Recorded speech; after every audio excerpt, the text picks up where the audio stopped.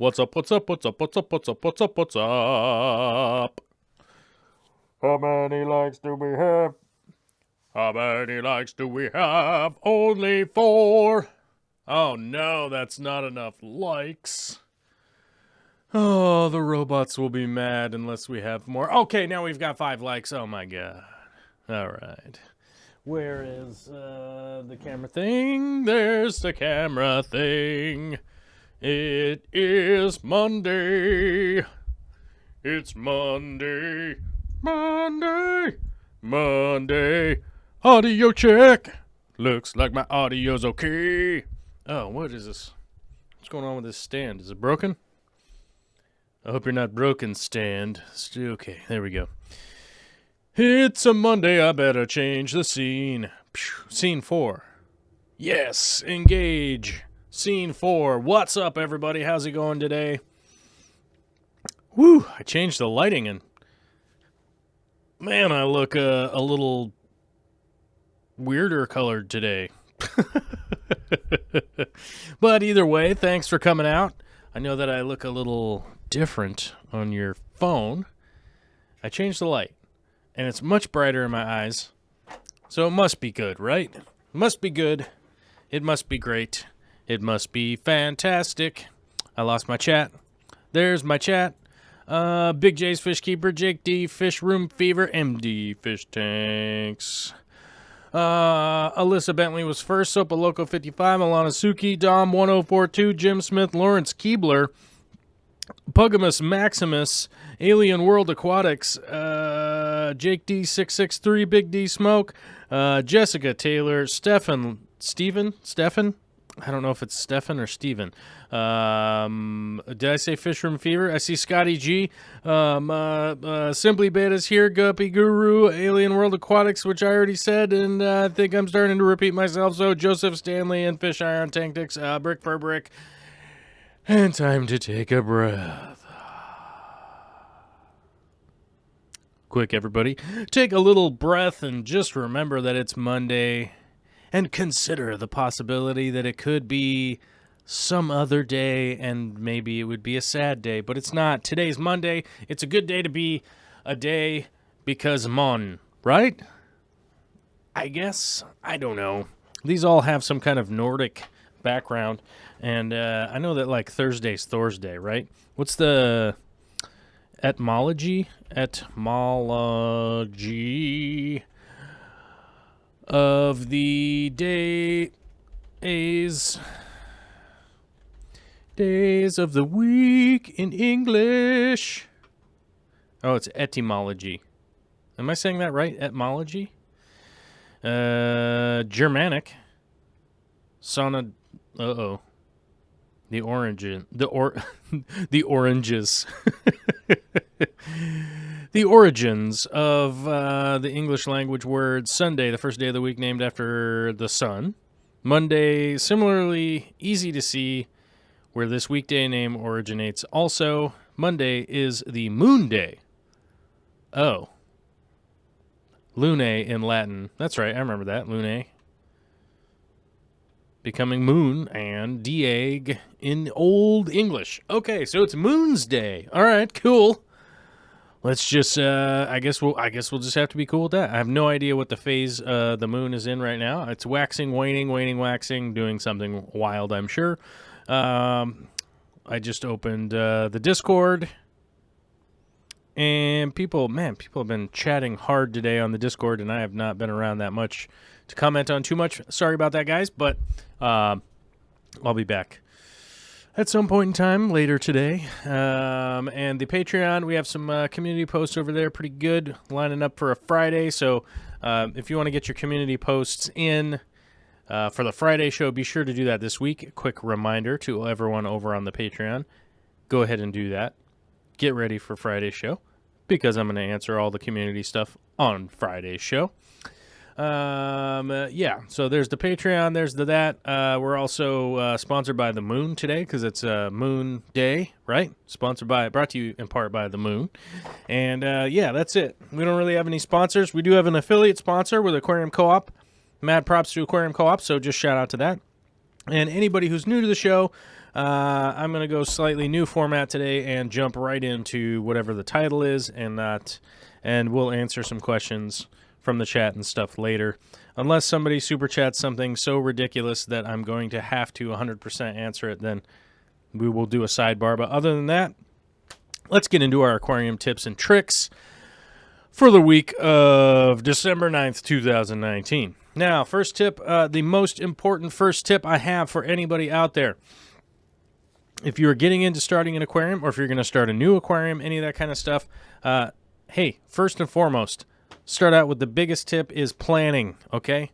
Whether that be planning where things are going to go in the tank, but most importantly, what is going to go into the tank is going to be the biggest, most important tip I can give anybody. Figure out the fish that you want in the tank, figure out the plants that you want in the tank, and figure out how you're going to accomplish that task. I build my tanks from the get-go on the basis of 3 plants. I'll pick 3 plants.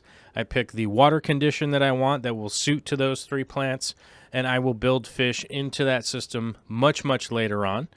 There are a lot of people out there that start out with a specific fish that they want, whether it be like a pseudotropus or something, and that's the fish that they really want. They saw it at the store or they saw it online. That's going to be the biggest tip I could give to anybody out there is plan what's going in the tank before you even put any water in it or anything like that ahead of time. So that's going to be the biggest tip to anybody out there. One of the reasons that I go about this route is that plants are the same as fish in the fact that they all want different kind of water conditions, because throughout the world we have very different water conditions just coming out of nature. You know, whether you're outside in a stream, if you're getting your water from an aquifer or a reservoir or a well or a bucket from a lake near your house. I don't know how everybody out there does it. The water sources are all going to be vastly different, and if you're somebody that really wants to keep African cichlids, they're not going to do well in my aquariums. Actually, all of my aquariums right now would not be good for any African cichlids. I have low pH in most of them. I have humic substrates. I don't have very much in the way of calcium and that kind of stuff, except for into one of my aquariums, which keeps the guppies, because I want to keep some guppies. So I have added, calcium to that system in order to harden up the water a little bit. Although the pH is still right at neutral at 7, it's not going to be high enough for cichlids and stuff. But that's just the way my tanks are set up, and that's the direction that I'm going with them. The 240 was a higher pH tank for a while, and I did have a lot more hardness to my water, but I backed that off when I got rid of the Apistogrammas. They're no longer there. So that's going to be my biggest tip, is start out with planning exactly what is going to go into the aquarium before you even get water. Basically, when you set it up on the stand, what I do, and I don't know, maybe this is old school, but I'll just stick a Post-it note on there and write on what I'm going to be doing with the tank. Think about it for a night, come back the next day, look at my Post-it note, consider if that's exactly what I want to do. I start out with my first 3 plants, so I start with a tall plant, a medium plant, and a carpeting plant. I keep it super simple in order to do that and just be able to keep it focused if I'm going to be doing a Southern Asian aquarium, or if I'm going to be doing, like Western African plants, or if I'm going, South American plants, whatever habitat I'm going for, that's what I'm going to be building. There are a lot of people out there that ask me what are the specific substrates that I do. A lot of times I can amend the water from the sump, because all of my aquariums run off of sumps. And so basically what I do with my substrate choices is I'm generally going to be using 3 different air quote professional substrates, which is just be stuff that you could find at the store, stuff that you could order off of Amazon, whether it be Fluval Stratum, Fluorite, ADA Amazonia, whatever it is. You're going to be able to find that stuff pretty readily these days, especially with how easy it is to order things off Amazon or even like Aquarium Co-op and just have it mailed and sent to your house. I know oftentimes we have a lot of international people here, so you might be somebody that's up in Canada, and I've gotten that, oh man, Fluval the Fluval substrate is super expensive up here. I don't understand how you could use it. So bear in mind that different countries out there are going to have different price points for things, but that's how I start out with planting, is a tall plant, a medium plant, and a carpeting plant, or a short plant, however you want to look at it. That Cryptocorini nurii, for instance, that I have is actually a crypt that basically lays flat. It doesn't have much height to it at all, so that's a good example of a plant that would be in the front. That's not necessarily a carpeting plant, but it is very short, so it would do fine in the front of an aquarium, just like I have in my, have it in three. Actually, I have it in 3 of my aquariums right now because I'm trying to propagate that plant as much as possible. Just for the sake that, just because it's so rare, I want to propagate it and trying to get it into more people's hands. Which reminds me, I forgot to give some to Bentley when he was here. I don't know if he has any or not, but I'll get some to him at some point. Okay, so for the Planet Aquarium, there's basically going to be 3 steps that I follow that you're going to have to be able to figure out right out the gate. What is your water like is going to be the easiest step. As far as your water goes, are you going to have to buffer it? Are you going to have to alter it? Are you going to have to filter it before it goes in?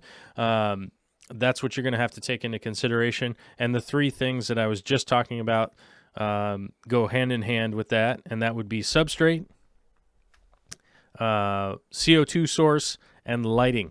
Those are going to be the 3 main things that I look at with the Planet Aquarium. Now, as I mentioned before, substrate's pretty simple for me because I have ADA, I have Brightwell, I have fluorite. What else do I have? Like Seachem's fluorite, right? And there's another type that's escaping my mind right now. It also starts with an F. But either way, the substrates I have are all pretty varied, but they're all plant related.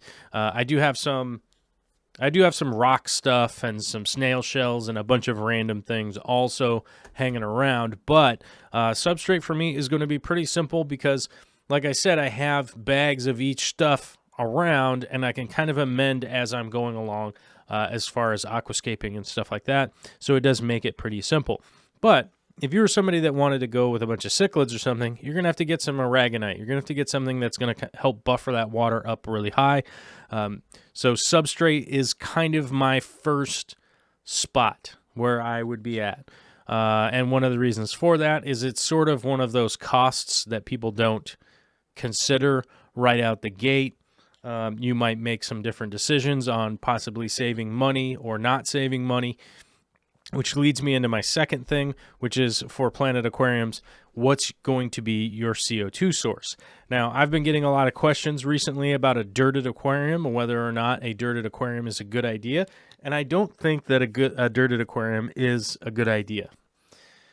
I think it is a good practice for people to have tried out, but it's similar to, say, meditation in my mind.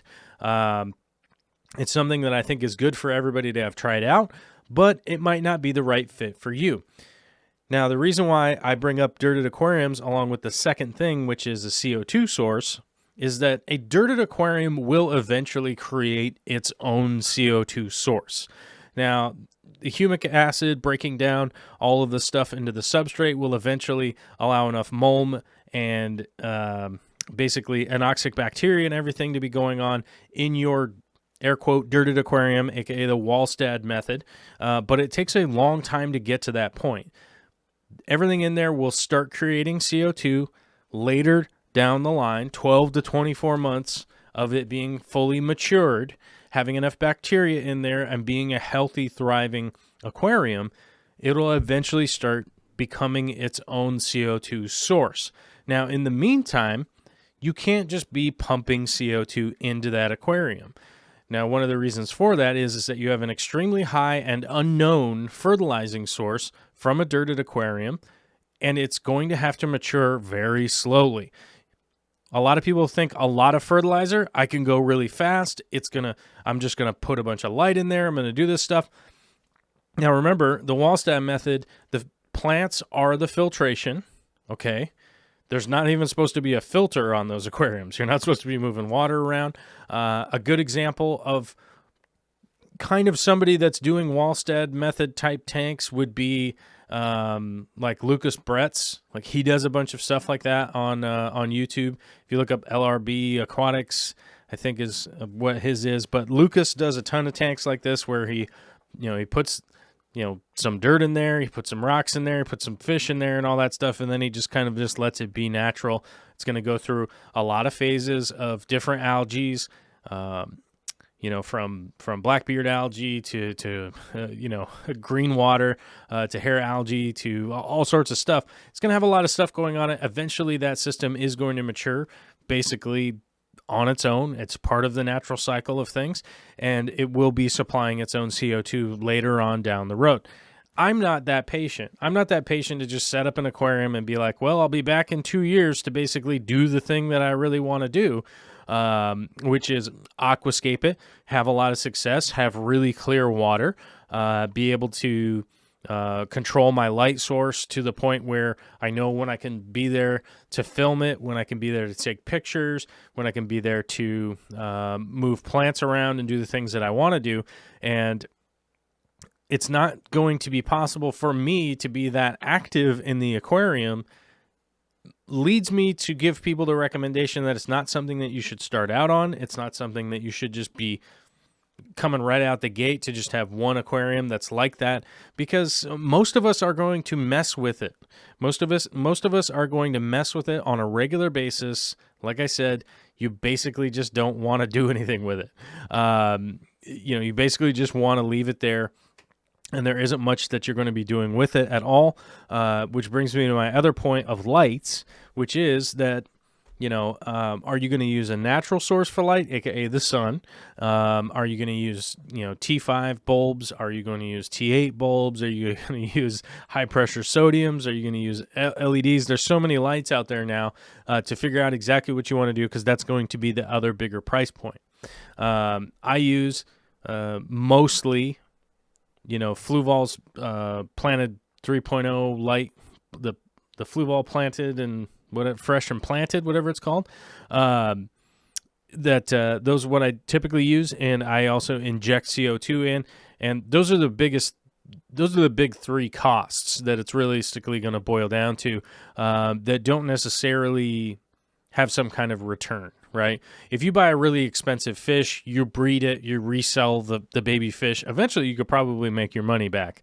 An LED light's going to help you grow the plants and stuff that you get, and you might be able to sell some plants, but it's going to take you a really long time to make the money back on that. A dual stage CO2 regulator is going to cost probably the better part of $200.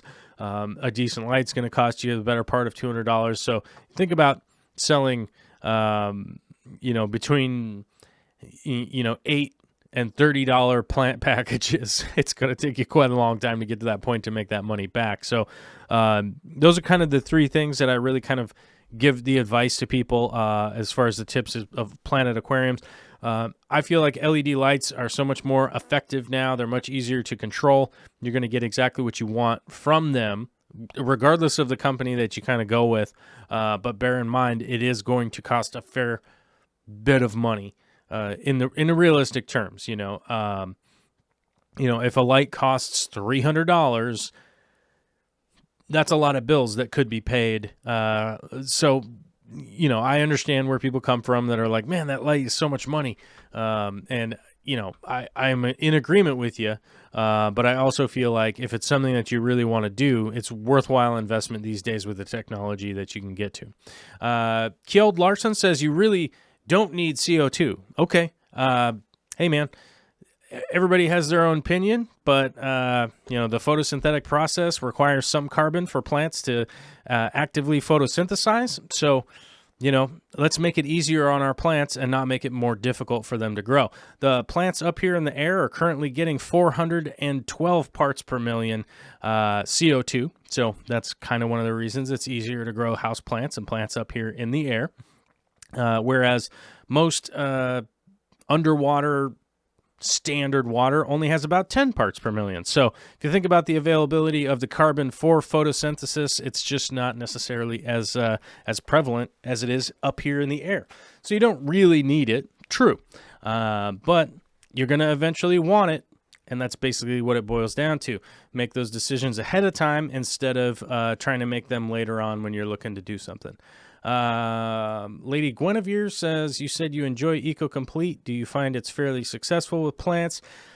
I can't answer for Guppy Guru, but I can answer for myself. Yes, EcoComplete is a pretty decent substrate, and I have had more than my fair share of success utilizing EcoComplete over the years. I prefer the the clay-based stuff that I use now mostly over EcoComplete, just mainly because I find more longevity in my systems and the multitude of tanks that I take care of as compared to the EcoComplete. I find a longer-term success with the clay-based substrates. It seems to have a longer staying power. EcoComplete, feel like I end up having to redo the tanks fairly often. Yeah, and then so that's kind of one of the so I think I kind of broke all that stuff down at the beginning. Okay, cool. All right. So let's go to the chat a little bit. Nocturnal Aquarius says, with carbon instead of CO2, would dosing carbon help? Yes, I wouldn't say that it wouldn't help. I've dosed liquid carbon many times in the past personally, but I do find it much more economical to utilize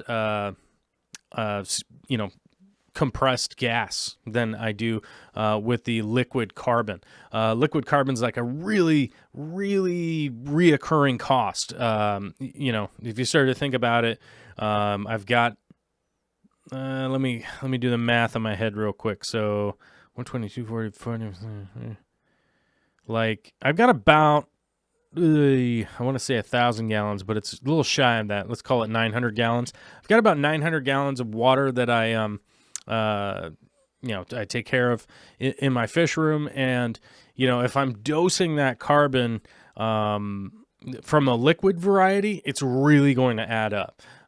Because if even if I'm having to dose that, let's just say every other day, but, my automated CO2 system is dosing CO2 every day on the schedule, on the timer, and that it's just much more affordable, because even the big tank that I get filled up is only that's about like $48.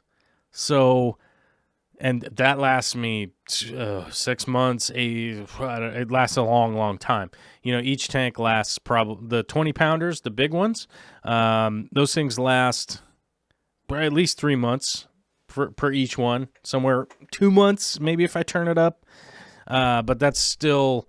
Even just buying a little bottle of liquid carbon is like $20 or $30, right? And I feel like I run through those so fast that it's much more economical to use the compressed gas. Even after like the breaking it down month by month of a nice dual stage regulator, it's still I catch up. And I surpass the liquid carbon for sure. But liquid carbon is a great use case application in the right use case. If you happen to have just like a little 20-gallon aquarium and you add like one little squirt in there, every other day or, something like that, then it might not be cost effective for you to utilize compressed gas. But I highly recommend people to find a used tank, like the 20-gallon tank, or the 20 pound CO2 tank that I use. Let me find that, because they're so affordable now that it's kind of ridiculous. CO2 tank, let's see, 20, hotkey. There we go. This keyboard has hotkeys on it for editing, and it's not that great for typing. Let me see if I can't find one that's prime. Like that's like prime shipping, right? Oh, that one's like more expensive, but it's prime shipping. Where is one? This took me a minute. Well, like, oh, here's a 10-pounder. I want to save this because I want to order one of these. But anyhow, let me see if I can't find a link here. So, where is okay, so it looks like the best deal is this one up here at 107. There we go. $107. I guess the shipping is like $24, which kind of sucks, but it is a weird thing to ship. And now, be in mind, it will come empty. You know, it will show up to you empty, so you know you'll have to go get it filled, or like what I do is I swap mine out. So I just go there with my empty ones, and I'm like, here's what I got, and they give me full ones. I take the full ones, and I leave. So it literally, you know, the exchange probably takes, you know, all 5, you know, I pay, and then I leave. So it's probably 5 minutes, if that. I happen to go to a local welding place is where I go to get mine swapped out. And it's quite effective. Everybody that works there is super nice. So there's just like the added benefit of that, right? So there's one that's just the empty tank, and you can go check that out if you like. Oh, be aware, Amazon is an affiliate. I am an Amazon associate, so if you click through the Amazon link, it takes you to Amazon. It doesn't change the price or anything like that, but it gives us a kickback on the old sale if you go there and buy something. So be aware of that. You could go find your own or whatever, but you might as well kick back to us, right? Because you're like, I want people to make more fish tank related videos, because that's why I figure most of you are here, right? Nocturnal Aquarius, with dosing over time as the plants grow and the tank matures, could you wean the tank off liquid dosing, or do you think that would slow the system too much? I think realistically it gets quite confusing. I think that's the reality, is like trying to figure out how to dial back liquid dosing. That is not necessarily the easiest thing in the world, to try and figure out like, oh, I should dose less carbon because it's going to save me a little bit of money over time. So that would be my concern. That realistically would be my concern. Natural Aquarium says, I haven't used CO2 in a while, but I do own a setup. Planning on getting it going again after Christmas. Once I get a new light and some substrate for my new 20 long. Ooh, that is actually pretty cool. I like that. Bentley Pascal is answering a question with the answer. Says, I actually have a great video on his DIY reactor and how I use it in a sump. Yes, I use reactors myself. I think probably about 12 or I want to say probably 12 years ago, something like that. I was all about diffusers and trying to figure out how to get a better diffuser, and diffusing things through wood and ceramic, and it was kind of crazy, but that's what was coming over from Japan and stuff like that. And I did read a short article on Tom Barr's website, the Barr Report, back then, that some people were talking about, and I don't remember if it was specifically Rex Grig reactors or which style of reactor it was at the time, but they were talking about reactors and how people were seeing success from that, from a really stable CO2 immersion standpoint, and not getting the shock which most systems get from a diffuser just popping on and sending a whole bunch in there. A whole bunch of CO2 into the water, dropping the pH and things kind of crashing and doing crazy stuff. I read how to read the reactor, or how to make the reactors and stuff. So I just started making mine out of old crap that I had lying around. It turns out it's really not that difficult. So I made a couple of videos about it, and hopefully that can help you guys out. You can basically, any local hardware store, you can go find those plumbing parts, and make a reactor. So it's pretty easy. It's the best way that I've found to have a really nice, stable CO2 saturation throughout the photo period, throughout the whole day. Because let's say I have my lights on for 8 hours, my CO2 turns on about, I want to say like it's perfectly an hour, but it's probably more like an hour and a half. It's probably like an hour and a half. Oh, Guppy Guru, thank you for becoming a member today. I know that you had to leave, but thank you for becoming a member. I should have shouted you out like right away when that happened, because now you're saying that you got to go. But thank you for becoming a member. I appreciate it. It's, either joining on YouTube or joining on Patreon and being somebody that's like, hey, here's $5 a month. I watch 10 hours a week, or I listen 10 hours a week, or I check out some of your tutorial videos or this or that, and I want to help keep it going, is the best thing that you guys can do, and I 100% appreciate it every single time. So thank you very much. Much appreciated.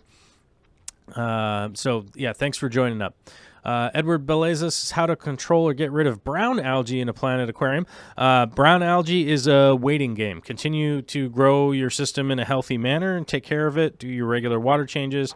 Brown algae will go away. It's typically related to diatoms, and that's just part of nature. You will just maintain and wait and maintain and wait, and it'll eventually go away. I realize I'm a half an hour in of talking super fast. Sorry, guys. Let's see if I got another question here. Reaver is late to the stream. Well, better late than never. Appreciate it. You'll notice that Reaver has a little emoji after their name there. That's the old Snake Plissken. That means you've passed on into 3 months, which is super appreciated. Big D Smoke's got a weird little emoji of my goofy face after, which means you've gone out, you've been supporting here for over 6 months. So appreciate it. That's Mr. Dennis, and I hope to hang out with Mr. Dennis fairly soon. I haven't used CO2. Mr. Pew. Mr. Peppadoo says, I'm in the Netherlands. I'm getting a 90-gallon tank for free in a couple of days. What light to get when I want to plant it? Man, that is really rough. I should have looked at some of the prices when I was in the Netherlands. Pricing is realistically going to be the biggest thing when speaking to somebody internationally, because some of the stuff overseas, some of these countries I go to, and I'm like, how is that so expensive here? How is it so expensive? It's unbelievable. Like, I'd be like, oh, the Fluval light back home is like $200, and I'm like, I don't know, $200 is a lot.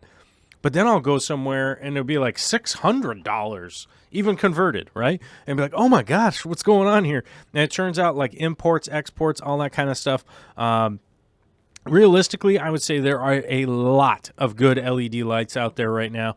The first thing I would look for is to make sure that it's UL rated or something, whatever the equivalent is in your country. It might not be UL rated, which basically just means that it's safety rated. It's been tested by enough people that it's not going to catch on fire and burn your house down or anything like that. So you want to make sure that. So I would double check whatever company you're looking at for that. You want to make sure that you have something in the 6500 Kelvin rating, hopefully something that has some kind of app control. The Fluval lights that I have, you can program each light how you want it to turn on and turn off, and that kind of stuff, right? It's really just how it's really going to, one of the big tips to look for now is a controller. Not only does it control the lights, it has a timer built into it so that it's being controlled to do the timing and all that kind of stuff. I'm not sure if Twinstar has that, but there are just so many cool lights in the world now that it's almost just a pricing game. Kind of figure out exactly what company is doing the correct thing or not for your application, because most of them are going to grow plants. And on the saltwater side, most of them are going to grow coral because it's pretty obvious if somebody was to sell a light and you go look at the reviews online and it doesn't do what it says it does, there's going to be a lot of people super pissed about, like a coral light that's not growing corals, for instance. Simply Beta, who is one of my heroes out there, and I have to admit, I have met Simply Beta in person, and I will tell you this. Rarely do you ever meet somebody who's nicer in person than they are in their YouTube videos, and Taylor is that. She's awesome. So I'm going to answer her question that doesn't really have anything to do with fish tanks, but because I like Taylor, we take a sidebar. Simply Beta says, your consistency amazes me. What are your tips and tricks for making consistent videos? I struggle with once a week. I understand 100% where she's coming from here, and I would like to give my 2 cents to anybody out there who is considering making any kind of content. Maybe you're just going to make videos for fun at home and never publish them. Maybe you're going to approach a company with some of the stuff that you make, blah, blah, blah, whatever. When I started doing this stuff was well over 10 years ago now, and a bunch of that old stuff is the worst stuff you have ever seen. The stuff that hasn't been forcibly deleted from the YouTube platform, you can still go look at. It is the worst stuff you've ever seen. I leave that stuff up for 2 reasons. And one is somebody that's starting out on YouTube and they want to start making videos. I can literally point them to that and go, hey, look at how crappy this is. Look at how good it is now. Not in comparison to somebody like Peter McKinnon, right? But look at my content compared to my content, right? So don't compare my content to like Peter McKinnon, because that guy's a wizard, right? And then you're like, well, you're not as good as Peter McKinnon. I'm like, I understand. That guy is some kind of voodoo wizard man and can make crazy good videos better than I can. Maybe I can 10 years from now, but not. I mean, and maybe I could now, but I don't think I could put out 3 a week or anything like that. And the other reason is that I've been sober now for 5.5 years, almost. I don't know. I'm going on 6 years. I don't know, more than 5.5 years, and it can also give perspective to somebody who is considering getting sober or changing their lives, that they could go back and look at that and go, oh, look at this guy's life compared to this guy's life. Now, I've got a beautiful daughter. I've got a beautiful spouse. We have a lovely house. I've been sober now for a really long time. My health is pretty good. I wouldn't call myself 100%. I don't work out as much as I used to or anything. As a matter of fact, I ate 2 cookies today, so you know what I'm saying? Sometimes we just have to deal with the fact that I got to eat some cookies. But it gives people some perspective that may or may not be silently looking for some perspective out there. Like maybe they're not at a point where they want to reach out and ask for help, but maybe they accidentally find one of my old videos and go like, man, this guy's a disaster. And they hit fast forward to the next one. And then they go, whoa, wait a minute. This guy doesn't look as much as a disaster as previously. What's going on here? Now, how to maintain whatever your schedule is and whatever it is that you're doing. For me, the biggest trick is this. The people that I come on here to talk to are the people that I come on here to talk to. I do not clickbait people. I don't engage in the internet warfare, I guess, whatever it might be. I'm literally here to engage with the people that I engage with. Most of the people in the chat right now are the people that are in the Discord. Most of the people in the Discord are people that are on the Patreon. Most of the people that watch this channel are the regular people that watch this channel. And that's the community that I'm engaging with, coming up with new ideas, hopefully spreading some of the stuff that I've found out. And when it's in my head of whether I want to make a video or not, it's in my head of whether or not I want to actually talk to the people that I actually want to talk to. I don't think about making a video that's going to get 1 million views. I don't think about engaging with this or that. I really don't think about marketing or selling or any of that kind of stuff. I do hope that people support the channel and stuff, but that's not really my motivation. My motivation is to literally come on here and talk to the community that I feel like I'm a part of. I feel like I'm a contributing part of the community. Like David Gilkinson just showed up right now. I've been I've been shouting out and talking to David Gilkinson for a long time now. The Fish Tank Barn, it's Nature Man. There's the Fish Nerd right there.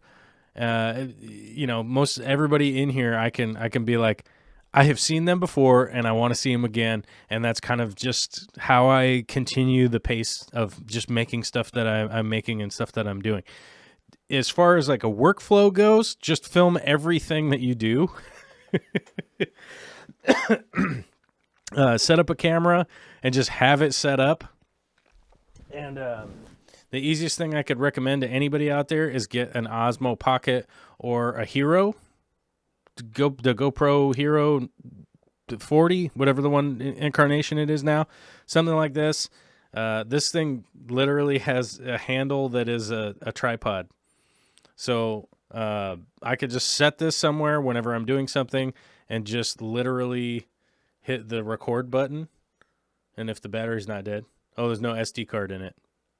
But I can literally just start recording and just record everything that you do. And by the end of the week, there's there's some video that you could make realistically. Okay, so back to fish tank stuff. I got to change the scene here. Let's change the scenery over to scene 3. Let me restart that.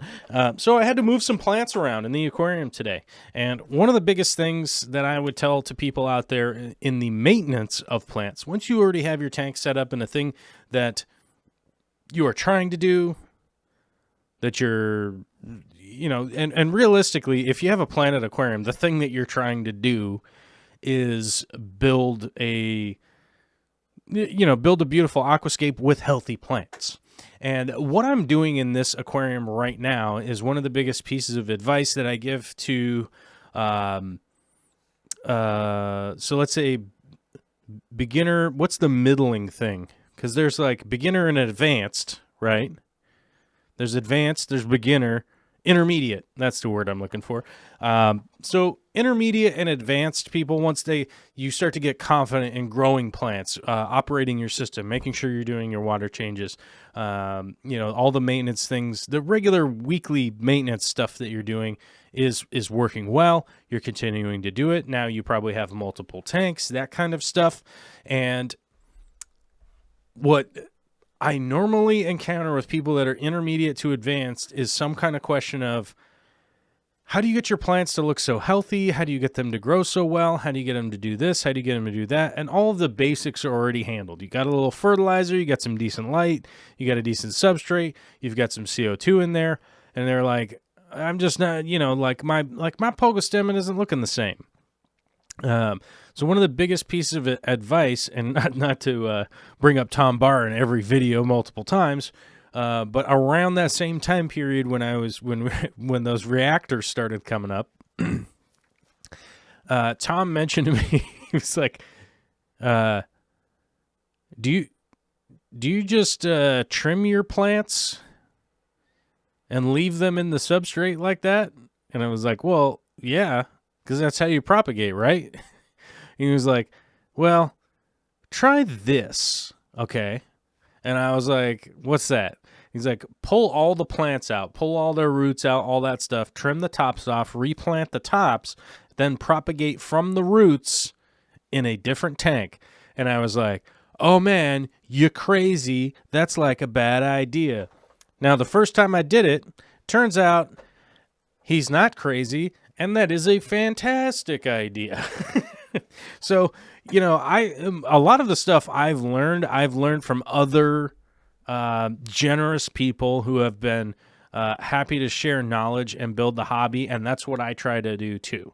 There aren't really any secret things that I do. There's no mystical illusion type stuff that I'm doing and then I don't tell you guys about. I wish that there was, because then I could be like, here comes my big clickbait video coming up next. Check it out. But I don't. I normally just try to, I'm not the best at conveying information. I get it. But I try to do my best to convey that information to you guys and not like keep it some kind of weird secret and then be like, well, everybody else is going to fail while I do good. Because to be honest with you guys, one of the coolest things I get to see in life is somebody's dope aquarium that I've never seen before. It really is. I'm like, oh man, look at that. Like, I'm super excited. So, I try to share all that stuff with you guys. And here, the biggest point is trimming the tops off. I pull the whole plant out. I trim the tops off, replant the tops, let them grow again. And this Alternanthera renekii that I have here this is the big full-size version. I do have some mini in this aquarium also, but this is the big full-size version. It regularly grows all 24 inches right up and out of the water, up into the air if I don't trim it in time. And yes, the leaves down at the bottom will get some algae on them and stuff. They've just been in the tank for so long, they will grow some algae on them. It's just like the tank wall. If it was, if there was like a piece of plastic sitting there and I just left it in the tank for 3 months directly under the light, same thing. It would grow some algae on it too. So that's what's happening with those old leaves. They've just been in there. They've had a ton of light on them. But, like one of the easiest things to do, what? Google Maps timeline? What? What is this? I just got like a Google email locator email. What is this? Google Maps timeline. Here's your November update. Oh, this is that thing this is the thing on the Google, I just made myself sound like I was 100 years old. I was on Google Maps, right?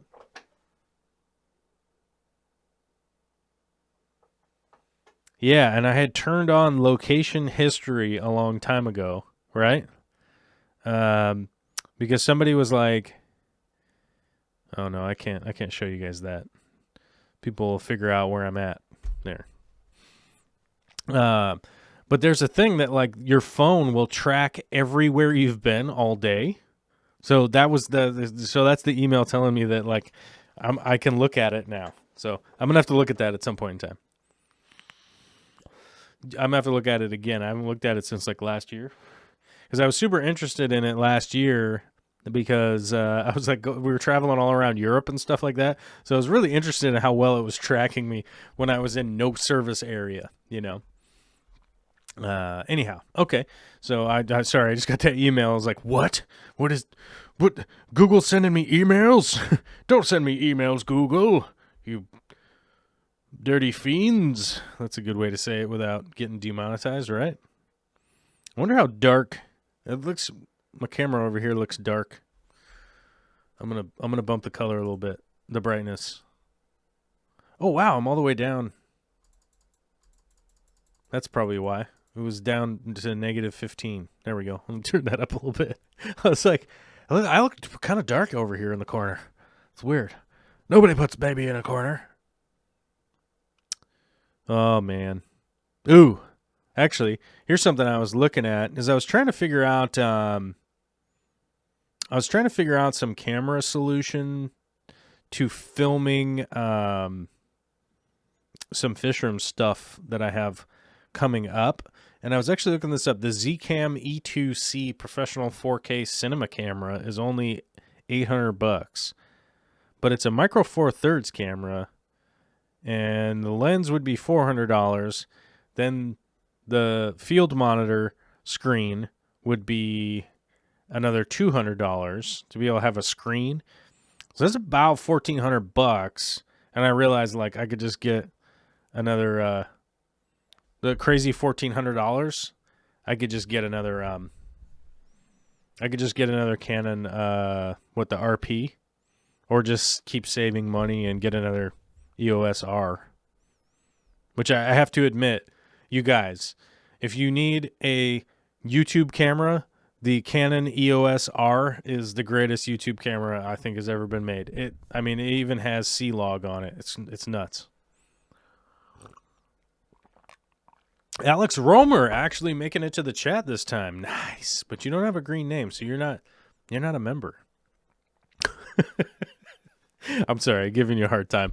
It's just my little. It's 350, so I'm supposed to do a commercial for my own channel now.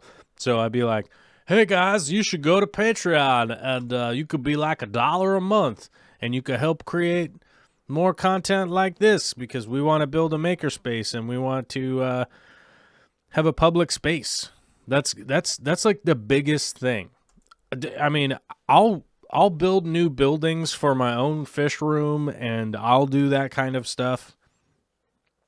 That will happen. That will eventually happen. 100%. It's not going to be a public space though if I build it on my own property. I am, I don't know about you guys, but I'm not going to invite, hundreds and hundreds and hundreds of strangers to come over to my house. It just doesn't feel right. And I'm a person that has been he's a Patreon. Sorry, man.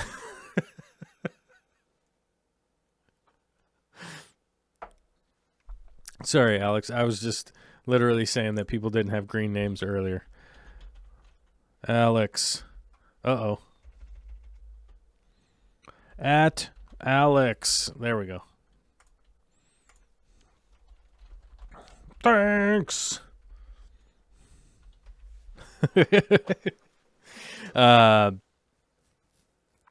Yeah, so anyhow, I will build this space on my own property someday. One of the biggest reasons for the makerspace is to have it be a public space. That's just kind of want to be one of the biggest things.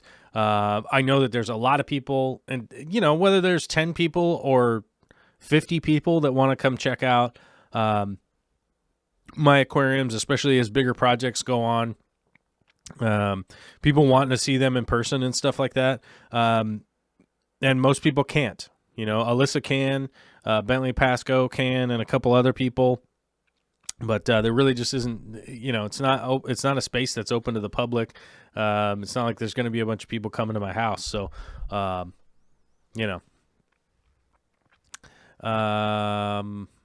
so let's see. Rockford Fish Keeping says the Canon EOS R is $1,500 to $1,800. Yeah, it better be good.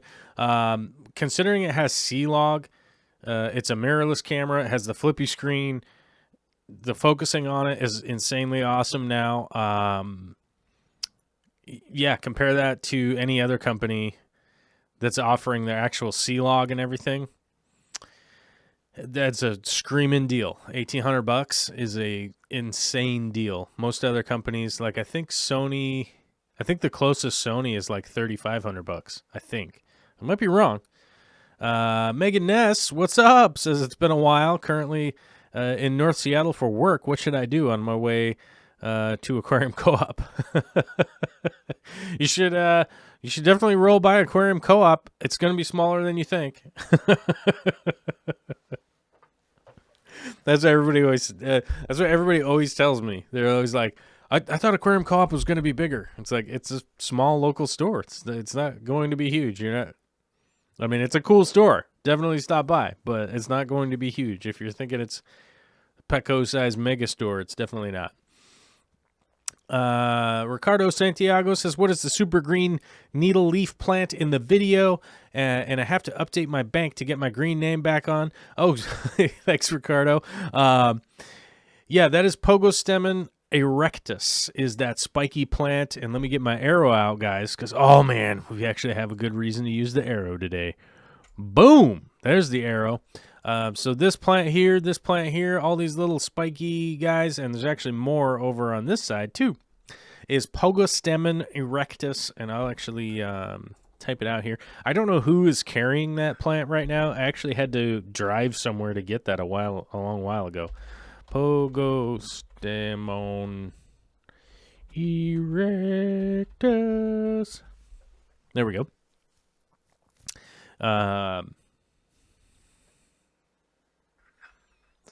Do do do do do do do do.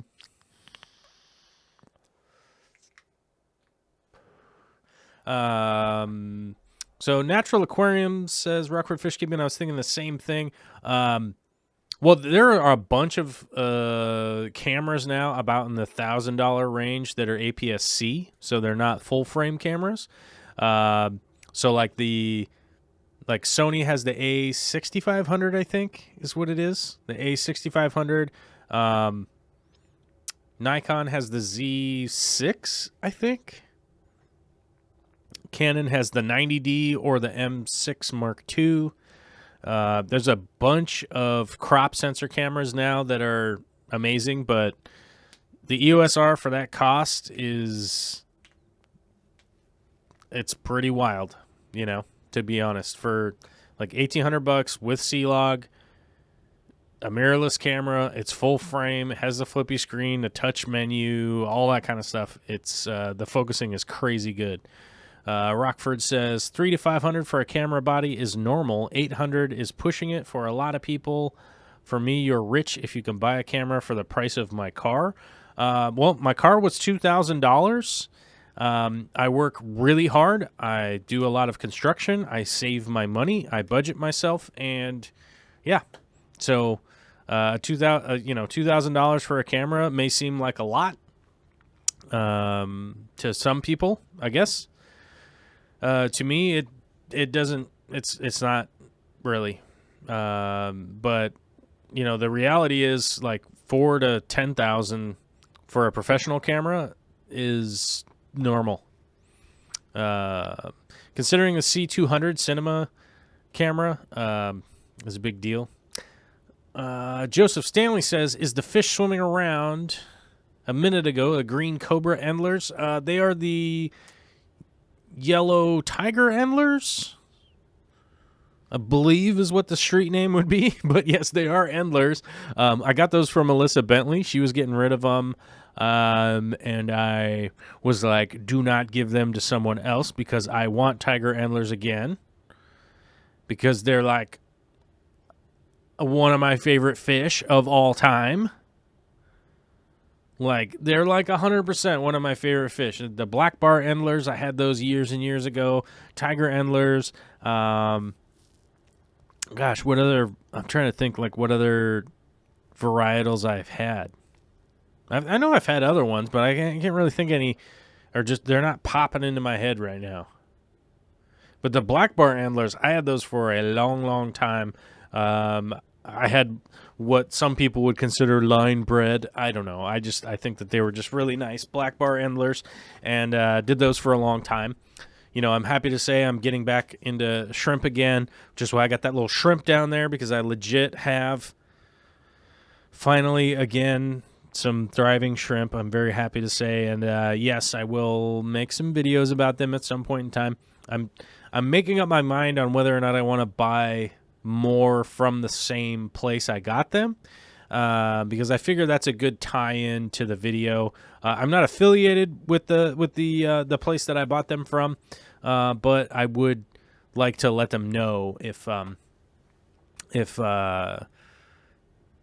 to put a video out and suddenly he's going to get 300 orders all of a sudden overnight. It's like it's normally good to let people know.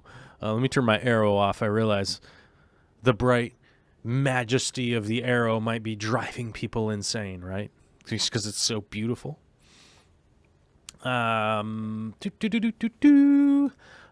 said, hard to tell. Looks like the one I had, and hard to start. Want to start a colony. I have a big colony of blue star. Yeah, it's cool.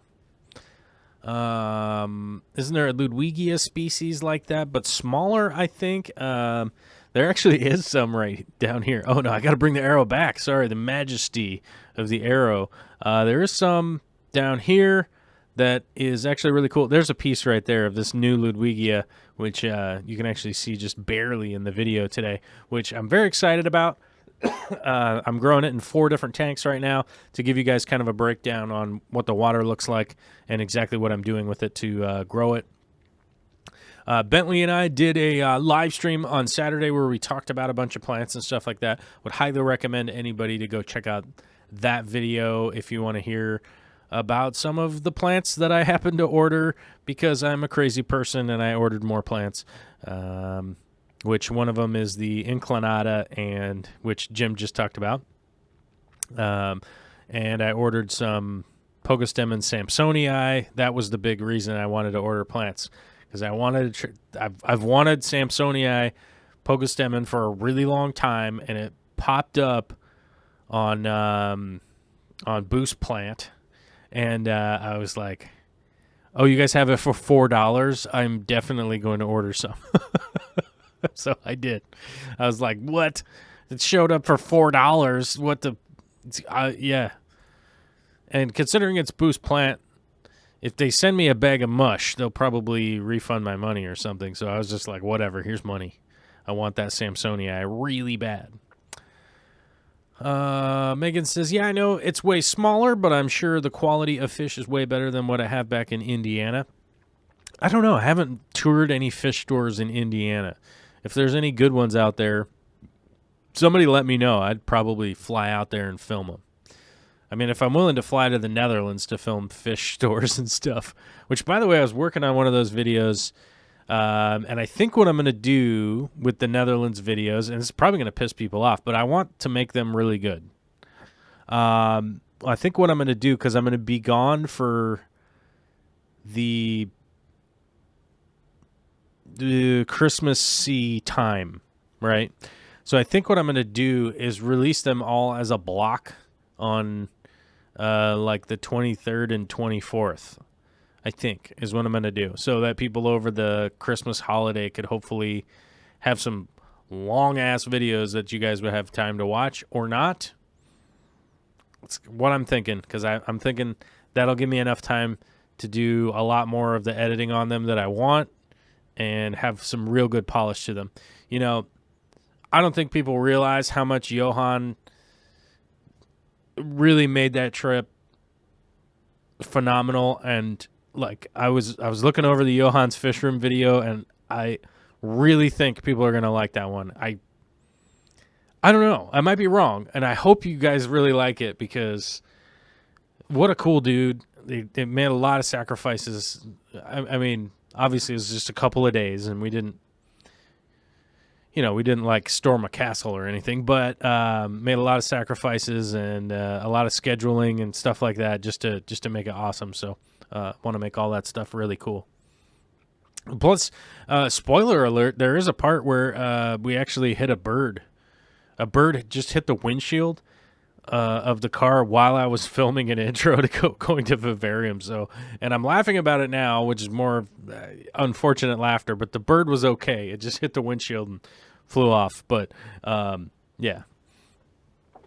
We've got a $2 super chat from the Fish Keeperist. How's the shrimp colony? Just started black. Is that a rose? I don't know. What is that? I'm a little confused. Just started black. I'm confused. But the shrimp colony is coming fine. They're definitely not quite full-grown adults or anything like that. So I haven't. They haven't been. They're not breeding yet. But they're growing. They're molting. They're doing great. So I'm encouraged. The water parameters have just been exactly what I want them to be in that tank, so it has been going pretty well. Yeah.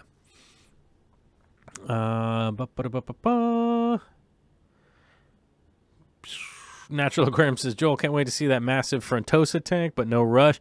Yeah, the massive Frontosa tank is so cool, and that store is so cool. Like it, I'm so happy and appreciative that we got to go around there. I hope to make it back next year. Definitely gonna hopefully try to make it back there.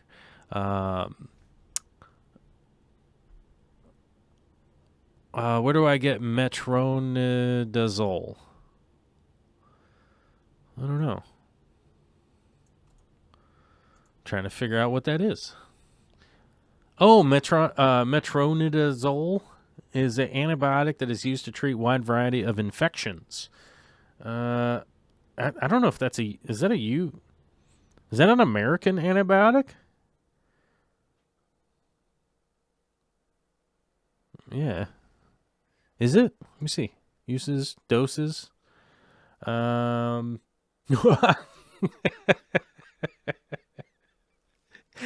It's used to treat bacterial infections of the vagina, stomach, or intestines, liver, skin, joints, brain, heart, and respiratory tract, Metrogel is also used to treat rosacea, a skin condition. What I'm finding right here, where, huh? I don't know. I don't think I've ever used that before. So I wouldn't know where to get that. But it sounds like it's, is it prescribed? It's an antibiotic prescribed to treat. Yeah, so it says it's a prescription drug. Flagyl.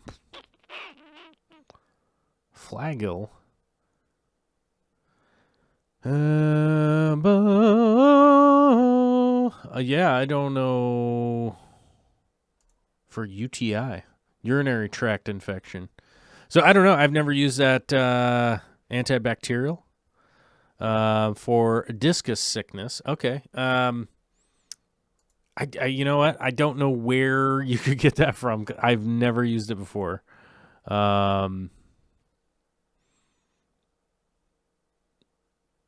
Oh, it's saying that like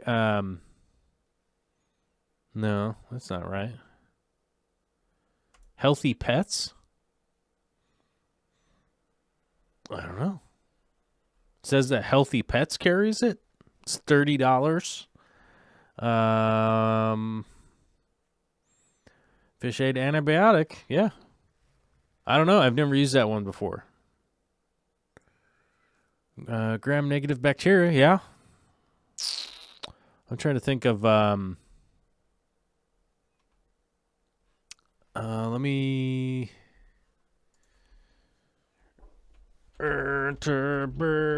Bacteria.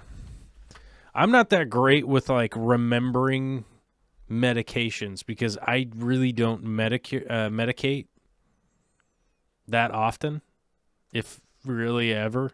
And if I do, I normally go to my notes. But to be honest with you, like the Aquarium Co-op Med Trio is like probably my go-to, realistically. If I have to treat anything, I will probably quarantine and treat all three of these. And to be honest, like if I get to the point where I'm like, oh my God, I have to treat some kind of medication, I'm probably going to go with all three for a fish. And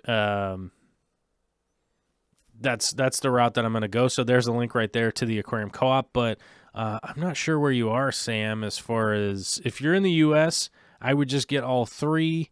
Yep, Jake D, that's right. It's General Cure. Okay, so General Cure has it in there. Okay, yes, and that's in the Med Trio. So, honestly, I used to do more as far as like medications and stuff like that go, but I am not great on the live stream as far as remembering medications that much anymore, and I do not even claim to be somebody who's trained to treat your fish or anything like that. I can typically figure it out through diet, clean water, and if I need to medicate, like I said, I would just quarantine and medicate all three, or if it's in something in the tank, I would treat all three. I'm pretty good with things like ick and stuff like that, but the names of medications really kind of mess me up, mainly just because it's easy to just General Cure, Morrison, and Ick-X are pretty much the three, unless you need to deworm, and then it's like Panicure, the dog dewormer and stuff like that I have, which I was making a video about deworming my fish, and then it turns out I didn't need to deworm my fish. I was being a little bit paranoid, and turns out it was fine.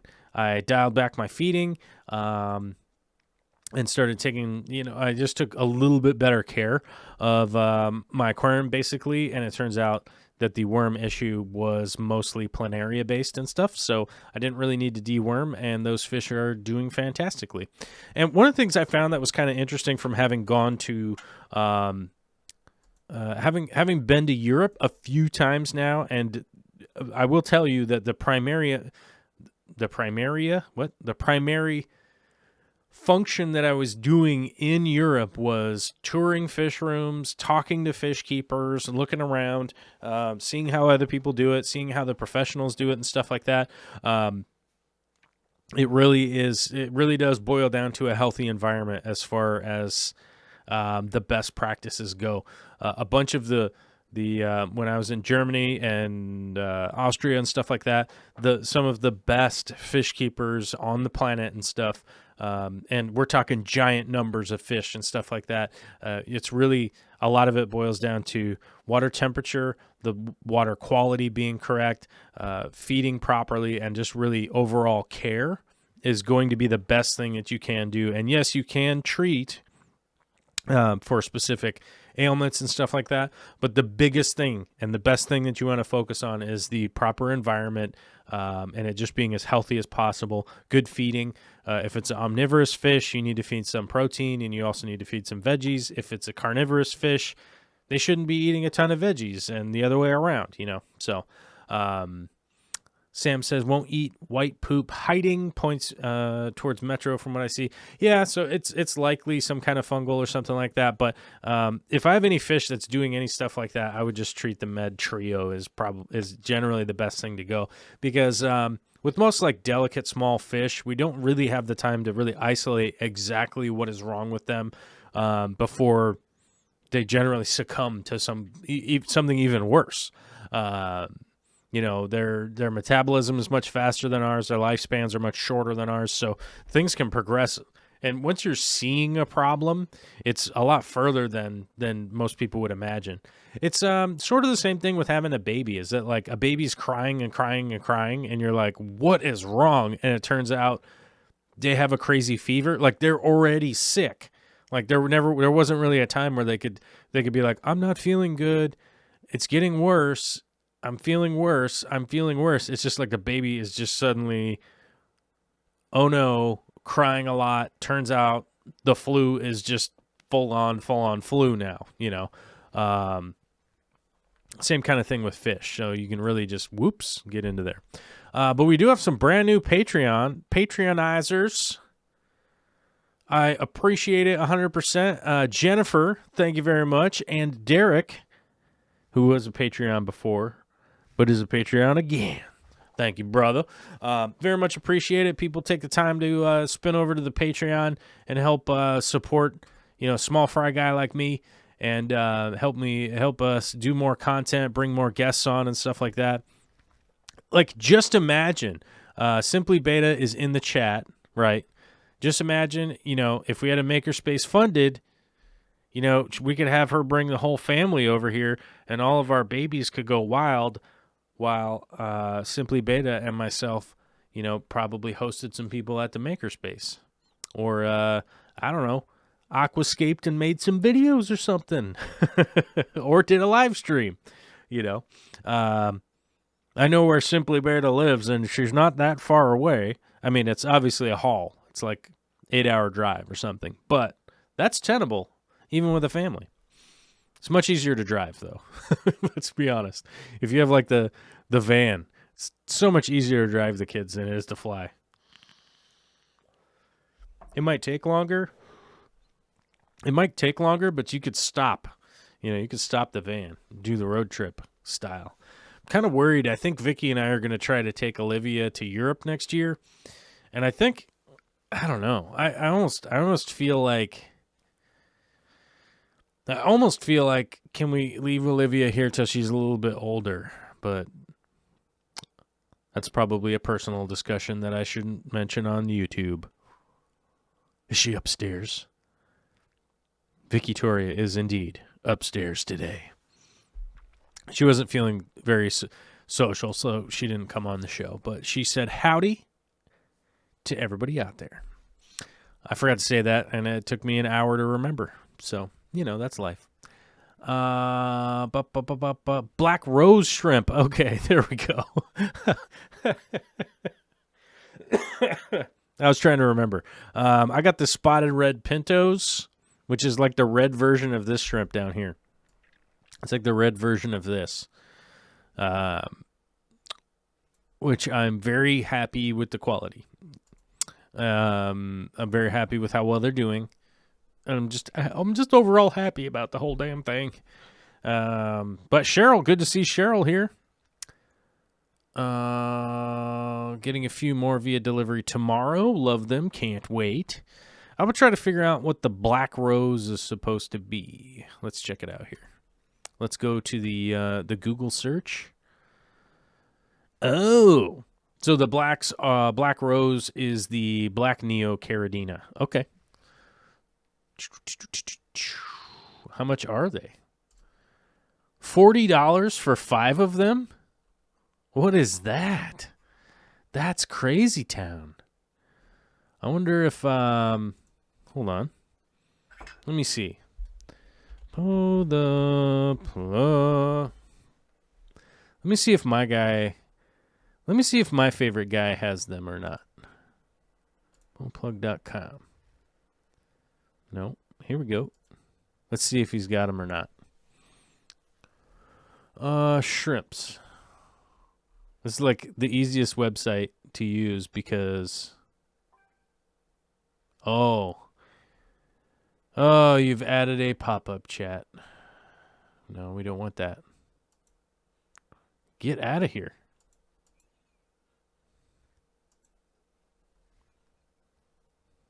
Go to shrimps. Dude! All right, hold on. I got to resize this so I can close the let's chat thing. There. I don't know when people thought that, like, let's add the let's chat thing. Let's, like, add the let's chat thing to people's websites. It's the most insane nonsense I've ever seen. Scanning through the shrimps. I swear I saw them on here. Before. Oh. He's got the black zebras on here. 30 black zebras. Oh my God, you can get 30 black zebras for $125? Whoa. Okay, I might be never mind. I might be ordering some shrimps. I might be ordering some shrimp here. Let me see how much 30 blue bolts are. 30 blue bolts are $100. Holy crap. All right. I'm going to copy this link, and now I want you guys to know something. I don't I don't have any affiliation with this page. I don't make any money. I don't have anything to do with any of that. But if you're looking for some pre-orders on some shrimp, like 30 blue bolts for $100 is insanity good. Red zebras for $120 for 30 of them. Oh my God. Yeah, I'm going to be putting in an order. I think. I'm not going to be doing it right now while I'm online. 30 black King Kongs for $110. That's pretty wild. So, yeah. There's the link right there. You can go check out his website. As far as I know, he only ships into America. So, I guess it's kind of American only. I guess that's the one thing that's annoying. So, 30 blue shadow pandas for $160, which is, wow. Okay. I think I'm going to be sending him a little message later, like, hey, dude. I'm going to need to order some more shrimp just because.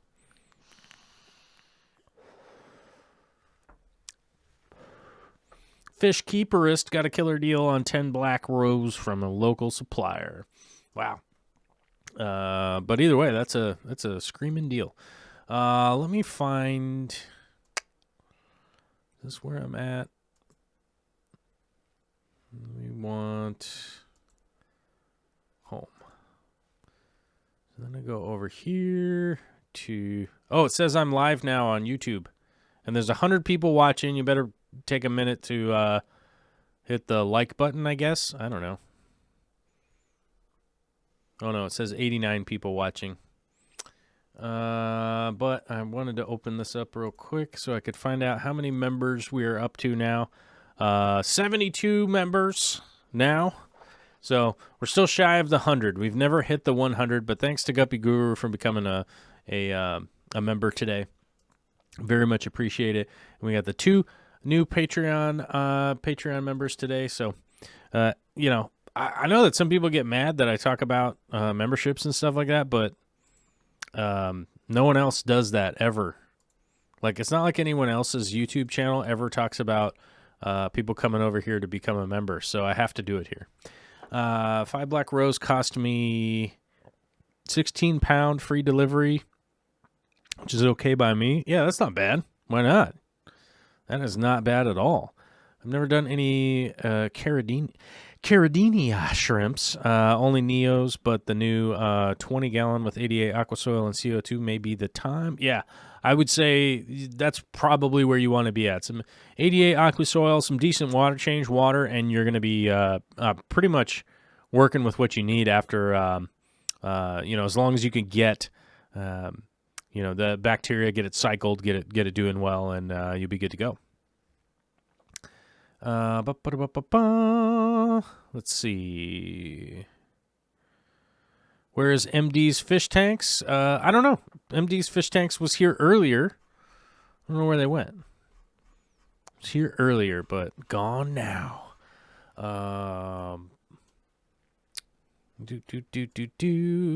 Dave's Aquariums missed out on an amazing deal on adult F0 angels that spent 3 months being tank acclimated, now hunting for F0 F1s for my 180. Kicking myself for that, which, $12 for angels that have been 3 months being tank acclimated is an amazing deal, pretty much. Yeah. I would say that's up there. That is decidedly way up there as far as good deals go, and I would be a little bit upset myself. Rubsk, I always say your name wrong, and you sent me a thing saying how to say your name the other day, and I forget now. I'm sorry. Sam says, all good. I'll buy what you said from Corey. Got one fish that's super ill. Never happened to me. Yeah, I would just say, go with the Med Trio there. And that's probably going to be your best bet for sure. Naturals Aquarium, nice thing about the trio is that we are fairly certain we can dose all 3 at the same time. I'm not willing to mix other meds. The med trio is regularly mixed at the Aquarium Co-op. Like, all their fish go through quarantine on the med trio. So, maybe not 100%, but 90% of the fish that come into the Aquarium Co-op get the med trio all at the same time. So, I'm pretty confident with the amount of fish coming in and out of there that they'll be fine.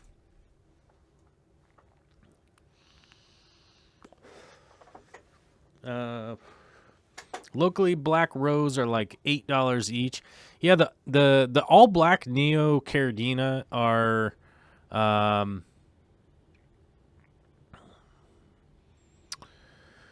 yeah, I would say like $8 is probably about right there. Natural Aquarium says, I hit the like button, but it took one away. Ruben. Okay, that was right. I was going to say Ruben, but then I was afraid I was wrong. So I just was going to admit I was wrong right out the gate. If I have doubt, I just admit not knowing what's up. So, but I'm glad that my knee-jerk reaction was to say Ruben. So, I appreciate it. Appreciate you coming out today. All right, so that's our patronizers. We got through that. Some of my Patreon, some of the channels I Patreon have some new videos out. Nice. If you guys don't know the YouTube channel Knowing Better, yeah, that is, I think Knowing Better is probably my favorite YouTube channel of all time. I think. Maybe not all time, but it's up there. It's definitely one of those channels that I will 100% watch all those videos probably a couple of times. It's just that good. That's the only channel I'm on their Discord. And I think I think I Patreon them like $20 a month, which seems like a lot, but I think honestly the hours of programming that I can listen to that content, it's really high quality, well-researched content. So I 100% appreciate it. So, or maybe I'm like $10 a month. It might be $10 a month.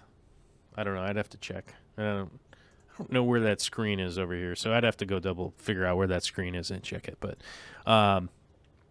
yeah, Knowing Better is probably one of my favorite YouTube channels.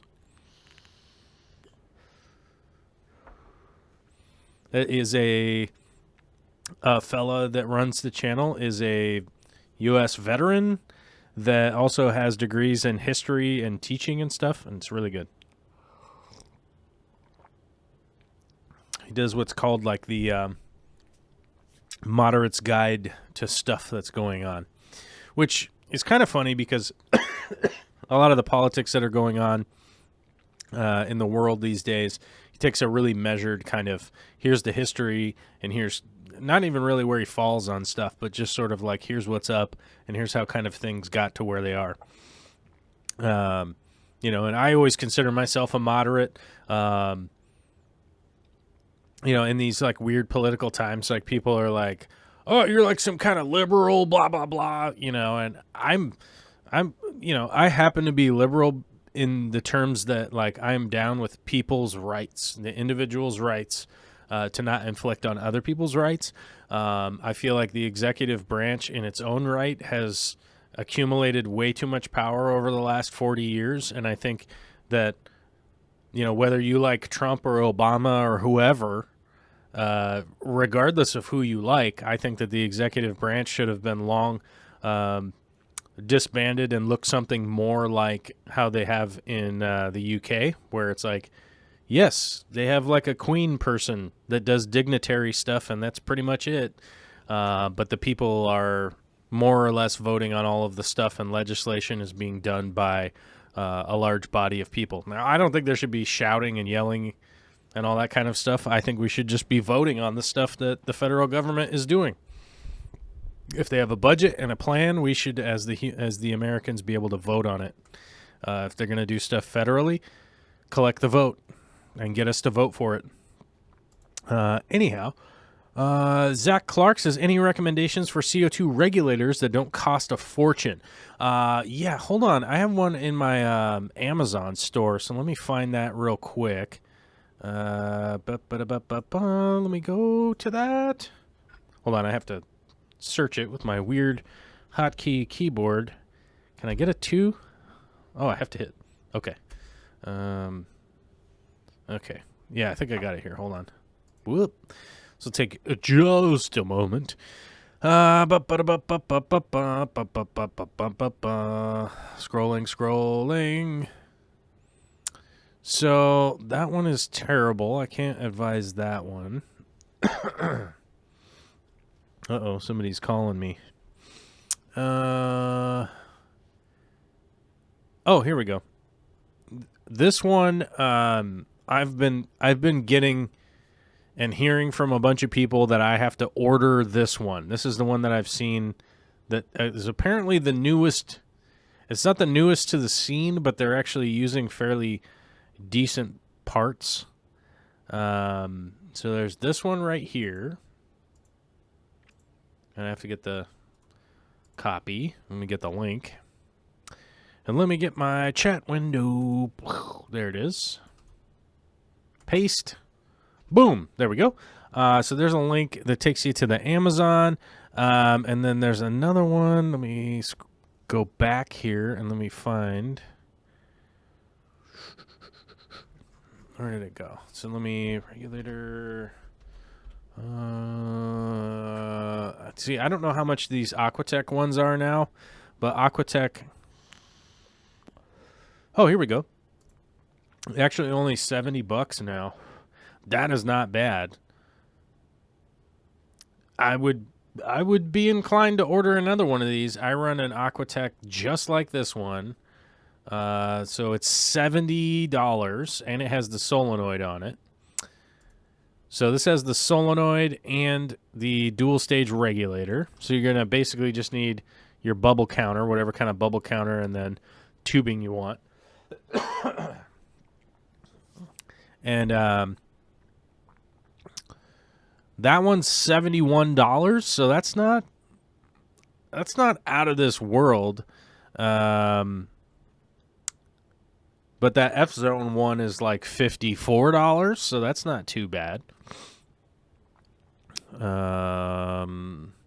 But I can personally say the Aquatech ones, I've used a bunch of those, and they work quite well. So, and then Aquatech has a premium one, but I'm not 100% sure what makes this one premium over the other one, over the basic one. Because the basic one has a needle valve, it has a solenoid on it. I guess the solenoid mounted is on the other end, but, I'd be hard-pressed to be like, there's a reason why this one's so much better. But that one's only $95, so that's not too bad anyhow. The reality is, like, they're pretty expensive because there's a lot of little brass moving parts and stuff like that in there, and you do really want it to last a long time. And the Aquatech ones, for me, have lasted a really long time, so... Fish Room Fever says, as an American, I love watching House of Lords. Yeah. The House of Lords is, it's a unique situation. It's a unique New York, right? Let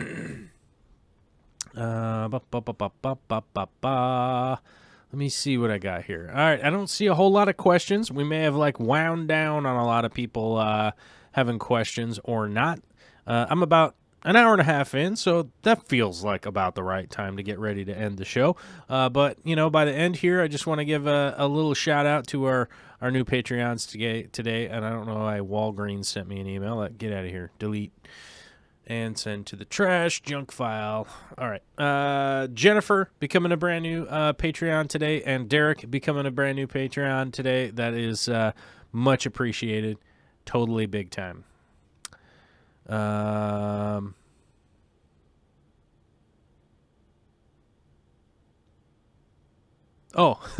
I was like, what is going on? Why did PayPal just send me an email? Like, okay, Vicky, send me some bill money.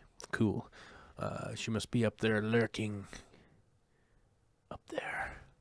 Oh, it's dark out already. It's only 4:30, and it is pitch black outside. Welcome to my life. It's pitch black outside. It's scary. And then where did my control panel go? Oh, here it is over here. We had some super chats today, so I want to give a shout out to all the super chatters. And Guppy Guru becoming a member on the channel. Thank you very much. Fish Tank Barn, Fish Keeperist, Sam Malone on the double whammy. 2 super chats today. Thank you very much. Only 57 likes. Must not have been that good of a show, I guess. I don't know. I don't know how this works with the like button. I mean, come on. How would I know? I'm not the guy that knows about the like button. But thank you, everybody, for chatting and watching the show and interacting with the show and doing all the things that people do when they're here with the show and the show stuff. And Jim says Vicky just sent a super chat. Yes. But, yeah, thank you, everybody, for coming out on Monday. And I will talk to you